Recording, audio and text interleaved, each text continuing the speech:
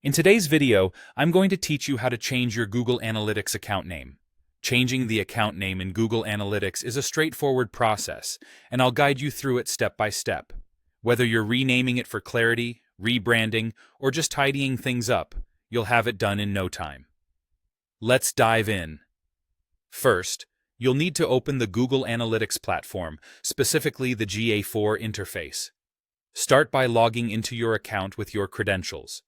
Once you're logged in, navigate to the bottom left corner of the screen, where you will find a gear icon labeled Admin. This section is where all of your administrative tools and account settings are housed.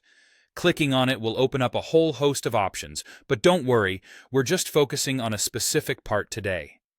In the Admin area, you'll see a set of columns displayed. The one you want to concentrate on is the Account column, which is conveniently positioned on the far left. It's here that you'll find the Account Details option. Click on Account Details to take you to the next crucial step. Now, finding yourself on the Account Details page, it's time to locate the field marked Account Name. This is where your current account title is listed. Changing it is as simple as clicking on it. Once you've clicked into the Account Name field, you're free to type in your new desired name. Make a choice that accurately reflects the purpose or identity of the account. This could be the name of a new project, company, or even just a streamlined label to make navigation easier for you or any team members.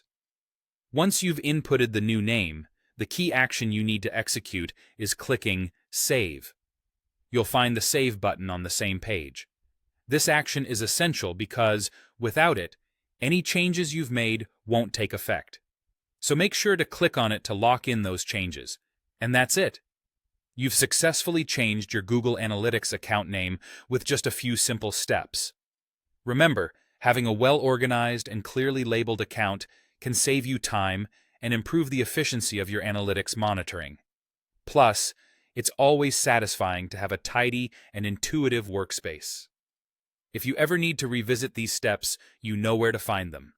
Thank you for joining me today, and I hope you found this guide helpful. Stay tuned for more tips and tricks on making the most of your digital tools. Until next time, take care and keep optimizing.